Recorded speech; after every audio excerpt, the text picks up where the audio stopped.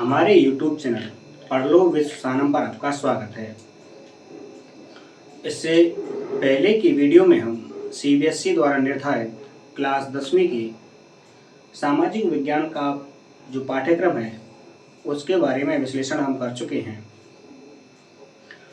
Video को क्रम को आगे बढ़ाते हुए आज हम पहला लेक्चर लेकर आए हैं आपके लिए, जो कि आपका इतिहास विषय के अंतर्गत जो पहला चैप्टर है, यूरोप में राष्ट्रवाद का उदय।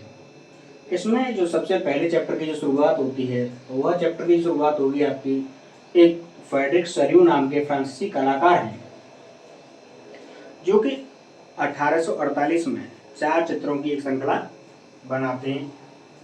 और इन 4 चित्रों की जो श्रृंखला है इसमें वह एक सपनों का संसार बुनते हैं। और यह जो 4 चित्रों की श्रृंखला बनाई जाती है इसमें वे राष्ट्रों को दर्शाते हैं कि जिन्होंने अपने यहाँ जो राजशाही चल रही थी उस राजशाही को छोड़ा है और अपने आप को जनतांत्रिक और सामाजिक गणतंत्रों के रूप में ढाल लिया है। तो जो 4 चित्रों की श्रृंखला है उसमें जो पहला चित्र है, पहले चित्र में फ्रेडरिक सरियू द्वारा जो दिखाया गया है वह है कि वहाँ यूरोप और अमेरिका के जो वासी हैं और सभी उम्र और सभी सामाजिक वर्गों के जो लोग हैं वह एक स्वतंत्रता की प्रतिमा है जो कि चित्र में हमारे सामने दिखाई देती हैं, उसका वंदन कर रहे हैं, उसकी प्रार्थना कर रहे हैं। और जो स्वतंत्रता की प्रतिमा है, स्वतंत्रता की जो प्रतिमा है उसको एक महिला का स्वरूप प्रदान किया गया है। यह जो स्वतंत्रता की प्रतिमा है इनके एक हाथ में आपको देखने को मिलेगी ज्ञानोदय की मशाल, और जबकि इन्हीं के दूसरे हाथ में आपको मनुष्यों का अधिकारों का घोषणा पत्र दिखाई देगा। यह चित्र नंबर 1 की बात है, जहां पर आपके यूरोप और अमेरिका वासी जो हैं उसमें सभी उम्र और सभी सामाजिक वर्गों के जो लोग हैं वह एक स्वतंत्रता की जो देवी हैं, प्रतिमा है, उसका वंदन कर रहे हैं। और जो प्रतिमा है उसके एक हाथ में ज्ञानोदय की मशाल तथा दूसरे हाथ में मनुष्यों के अधिकारों का घोषणा पत्र है। वहीं अब जब दूसरे चित्र की बात करते हैं तो प्रतिमा के सामने जो निरंकुश राजशाही उस समय यूरोप में व्याप्त है उसके कुछ अवशेष सामने के चित्र में दिखाई दे रहे हैं। और चित्र में क्या है, जैसे जो किले वगैरह होते हैं उनकी टूटी हुई दीवारें। तो स्वतंत्रता के सामने जो स्वतंत्रता की देवी हैं, प्रतिमा जो हैं, उनके ठीक सामने निरंकुश शासन के अवशेष हमें दिखाई देते हैं, जो कि इस बात का प्रतीक है कि हमारे यहाँ से निरंकुश शासन का अंत हो चुका है। निरंकुश शासन से समझ लीजिए यहीं पर निरंकुश शासन 2 शब्दों से मिलकर बना है निरंकुश, निर्धन अंकुश, एक ऐसा शासन जिस पर किसी का अंकुश न हो, उस शासन को हम कहते हैं निरंकुश शासन। इसमें राजा द्वारा सेना के जरिए शासन किया जाता है।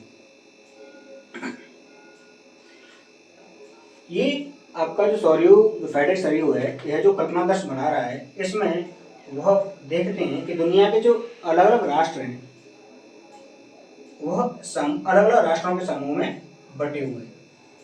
जो लोग हैं पूरी दुनिया के वह अलग अलग राष्ट्रों के समूह में बटे हुए हैं। और इन लोगों की पहचान जो है वो किस प्रकार से की जा रही है, वह पहचान जो की जा रही है वह की जा रही है उनके कपड़ों और राष्ट्रीय पोशाकों से। अब जो आपके फ्रेडरिक सरियू का जो कल्पनादर्श है, जो उन्होंने सपनों का संसार बुना है, वह है क्या, उसका क्या अर्थ है, यानी एक ऐसे आदर्श समाज की कल्पना करना जो कि इतना आदर्श है कि उसका आदर्श होना लगभग कैसा है, असंभव है, पॉसिबल नहीं है कि वह इतना आदर्श हो सके। यानी अगर मैं आपसे उदाहरण के तौर पर बात करूं तो मैं कहूँ आपसे कि दुनिया में जो सभी लोग हैं, मेरी कल्पना है ये कि दुनिया के जो सभी लोग हैं वह ईमानदार हैं।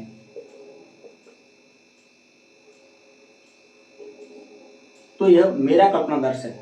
मैंने एक यूटोपिया बनाया अपना कि दुनिया के जो सभी लोग हैं वो कैसे हैं, ईमानदार। क्या यह पॉसिबल है? बिल्कुल नहीं। लेकिन मैंने क्या सोच लिया, एक ऐसी कल्पना कर ली या मैंने एक ऐसे आदर्श समाज की कल्पना कर ली जिसका पॉसिबल होना कैसा है, नामुमकिन सा है। तो यह जो आपका यूटोपिया है, कल्पनादर्श जो है, उसका अर्थ क्या हो गया, एक ऐसे आदर्श समाज की कल्पना करना जिसका जो कि इतना आदर्श है कि उसका इतना आदर्श होना लगभग असंभव है, हो ही नहीं सकता। इसके आगे चित्र नंबर 3 में स्वतंत्रता की जो प्रतिमा है उनके ठीक सामने जो जुलूस का नेतृत्व जो कर रहे हैं वह अमेरिका और इंग्लैंड, आपके स्विट्जरलैंड वासी कर रहे हैं, और इनके पीछे पीछे फ्रांस पहुंचा है।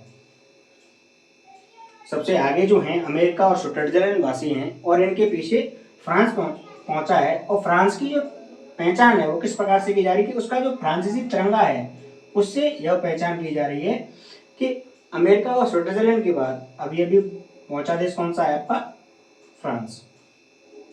फ्रांस के पीछे के जो लोग हैं वह जर्मनी के लोग हैं, और जर्मनी के लोगों की जो पहचान की जा रही है वो की जा रही है उनके हाथ में जो काला, लाल और सुनहरा झंडा है उससे।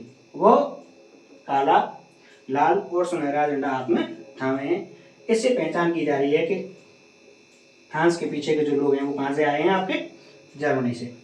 अब जर्मन लोगों के बाद जो हैं वो अन्य जो यूरोप के देश हैं, ऑस्ट्रिया हो गया आपका, तो सिसिलियों की राजशाही हो गई, लोम्बार्डी हो गई, पोलैंड, इंग्लैंड, आयरलैंड और हंगरी, और इसके अलावा रूस के लोग।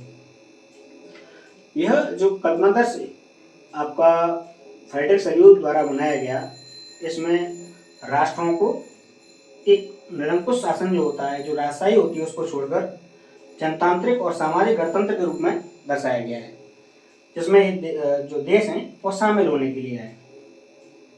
नंबर 4 पर जो आपको दिखाई देता है चित्र, वो दिखाई देगा कि ईसा मसीह, संत और फरिश्ते जो हैं वह स्वर्ग से, यह जो घटना हो रही है, यह चित्र नंबर 1, 2, 3 में जो वर्णन किया गया है, इसको ये ईसा मसीह, संत, फरिश्ते स्वर्ग से इस पर इन चीजों पर नजर बनाए हुए हैं।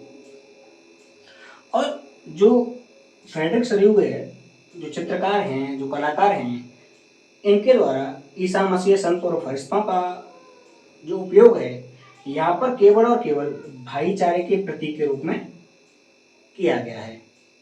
तो यह जो आपका पहला टॉपिक है हमारे चैप्टर 1 का, फ्रेडरिक सरियुत, फ्रांसीसी कलाकार, उनके द्वारा 4 चित्रों की जो श्रृंखला बनाई जाती है, 4 चित्रों में किस किस चीज का वर्णन है यह हमने अभी यहाँ पर जाना है। आपको ध्यान रखना है 4 चित्रों की श्रृंखला किसने बनाई, फ्रेडरिक सरियुत द्वारा बनाई गई। कब बनाई गई? 1848 में बनाई गई। फ्रेडरिक सरियुत की जो 4 चित्रों की श्रृंखला थी वो क्या था? वह एक सपनों का संसार था।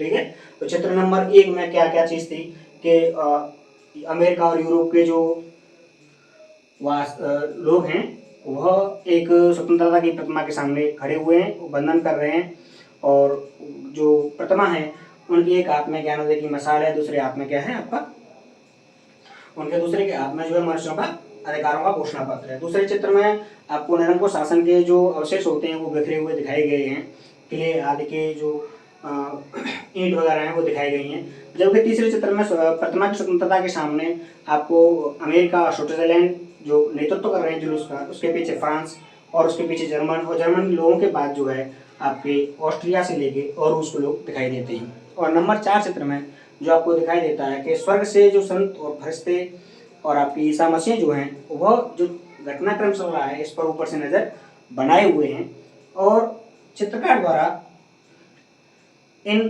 प्रतीकों का जो इस्तेमाल किया गया है, या जो ईसा मसीह, संत, फरिश्ते और इन तीनों को इस्तेमाल किया गया है वह केवल और किसके लिए किया गया है? प्रतीक के रूप में किया गया है, यह दर्शाने के लिए, भाईचारे को दर्शाने के लिए।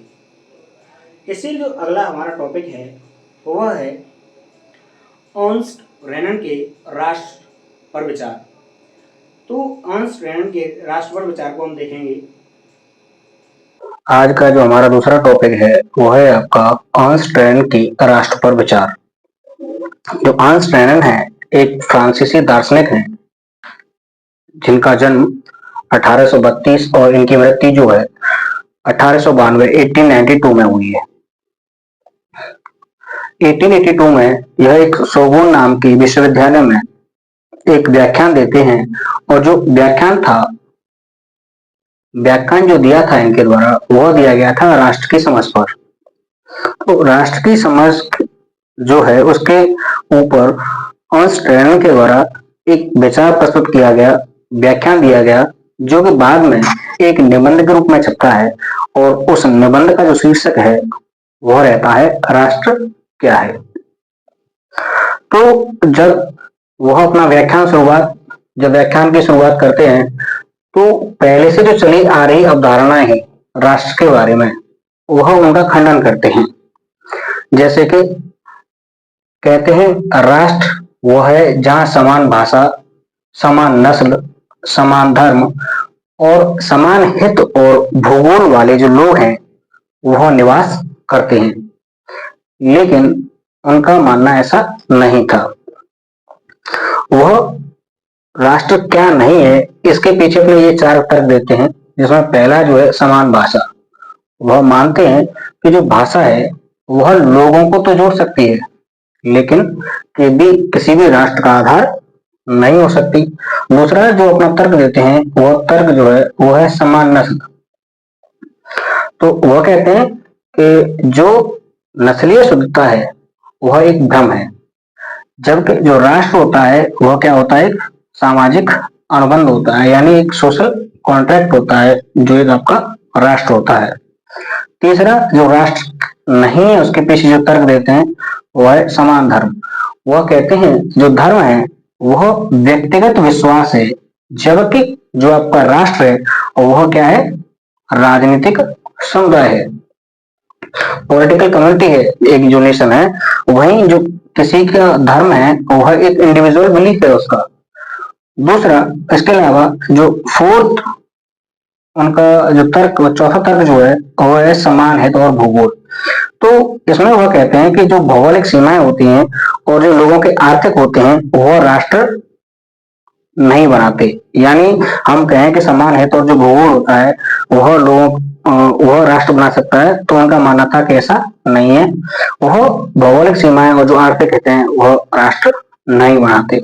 अब उनके द्वारा जो व्याख्यान प्रस्तुत किया गया था उसमें यह भी बताया जाता है कि राष्ट्र क्या है।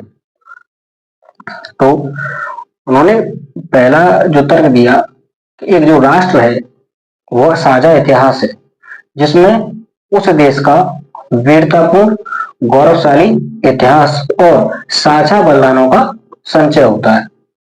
तो वह मानते हैं कि अगर हम किसी को राष्ट्र कहें तो सबसे पहला जो उन्होंने तर्क दिया वह दिया कि साझा इतिहास होना चाहिए, और वह जो इतिहास है वह कैसा होना चाहिए, वीरतापूर्ण, गौरवशाली, और वहां पर जो बलिदान हुए हैं उनका साझा संचय। इसके अलावा दूसरा तर्क देते हैं कि साझा इच्छा, यानी साथ रहने की तीव्र और निरंतर इच्छा, जो कि प्रेजेंट की बात है। यानी अगर कोई राष्ट्र है हम उसको कैसे कह सकते हैं कि वहां के जो लोग हैं उनमें साथ रहने की जो इच्छा होनी चाहिए वो तीव्र होनी चाहिए, और उनमें यह जो इच्छा है वो निरंतर भी रहनी चाहिए। तो इसके आधार पर हम कह सकते हैं कि एक जो राष्ट्र है वह साझा इच्छा है। तीसरा तर्क जो देते हैं वह देते हैं साझा भविष्य, यानी कि अगर लोगों के जो लक्ष्य हैं वह साझे हैं और सभी अपने लक्ष्यों के प्रति जिम्मेदार हैं, और साथ साथ जो उनको भविष्य के प्रति सामूहिक जिम्मेदारी लेने का भाव रखते हैं, इंडिविजुअल नहीं, सामूहिक रूप से जो जिम्मेदारी लेने का बात करते हैं वह क्या हो जाएगा, आपका राष्ट्र हो जाएगा। चौथी जो बात करते हैं वह कहते हैं दैनिक जनमत संग्रह। यानी एक राष्ट्र में दैनिक जनमत संग्रह जरूरी है। दैनिक यहाँ पर जनमत संग्रह से क्या है, जनमत संग्रह एक ऐसा प्रस्ताव है जिसमें लोगों को किसी चीज के पक्ष में या किसी चीज को स्वीकार करने या अस्वीकार करने के लिए कहा जाता है। तो उनका मानना है कि जो आपका राष्ट्र है वह एक तरह से दैनिक जनमत संग्रह है, जहां पर जो लोग हैं, जो नागरिक हैं, उनकी दैनिक सहमति होना जरूरी है। तो मुख्य रूप से जो कहें कि राष्ट्र क्या है, आपके अंश के अनुसार जब हम इन चारों चीजों को एक परिभाषा के रूप में डिफाइन करेंगे तो अंश कहते हैं कि राष्ट्र जो है वह एक आध्यात्मिक तत्व है। राष्ट्र एक आध्यात्मिक तत्व है जो लोगों के साझा इतिहास, बलिदानों, इच्छा शक्ति पर आधारित होता है। तो शुरुआत में उन्होंने बताया कि राष्ट्र क्या नहीं है, बाद में उन्होंने अपनी कुछ चीजें प्रस्तुत की कि इसके आधार पर हम कह सकते हैं यह सब राष्ट्र का हिस्सा है, और लास्ट में हमने यहाँ पर आपको एक सूक्ष्म डिफाइन दे दी कि उनके अनुसार यानी अंश के अनुसार राष्ट्र क्या है। तो राष्ट्र एक जो है वो आपका आध्यात्मिक तत्व है जिसमें आपका जो लोगों के साझा इतिहास से, बलिदानों से, इच्छा शक्ति पर उसका जो आधारित होता है। तो यह था हमारा दूसरा टॉपिक, अंश के राष्ट्र पर विचार। हमारे इन लेक्चर्स, वीडियो लेक्चर्स का जो ध्येय है वह ध्येय है कि आपकी थ्योरी में जो आपका 80 मार्क्स का बोर्ड का पेपर होता है उसमें 80 में से 80 मार्क्स आप प्राप्त कर पाए। तो आप, हमारा जो लक्ष्य है वो यह है कि अधिक से अधिक जो बच्चे हमारे साथ जुड़े उनके हम मार्क्स जो है वो यहाँ तक पहुंचाने में उनकी मदद करें। आपसे भी आशा है और कि आप लोग हमारा सहयोग करेंगे। आगे हम इसी टॉपिक के, इसी चैप्टर के नेक्स्ट टॉपिक लेकर आएंगे आपके सामने, जो कि आपका वीडियो लेक्चर नंबर 2 होगा। तो आज के लिए बस इतना ही। हो सकता है एक दो गलती हो रही हो, तो हमारी शुरुआत है अभी, आप उनको हमें बताकर हमारी उन त्रुटियों को सुधरवाकर हमें आगे बढ़ने के लिए प्रोत्साहित कर सकते हैं। आज की वीडियो में बस इतना ही। अगर आप हमारे चैनल के साथ नए हैं तो चैनल को सब्सक्राइब कर लें और बेल आइकन को प्रेस कर लें, जिससे कि आपको आने वाले समय में नोटिफिकेशन मिलते रहें। हो सके तो आप अपने मित्रों के साथ साझा कर सकते हैं इन लेक्चर्स को। तो आज की वीडियो में बस इतना ही। धन्यवाद।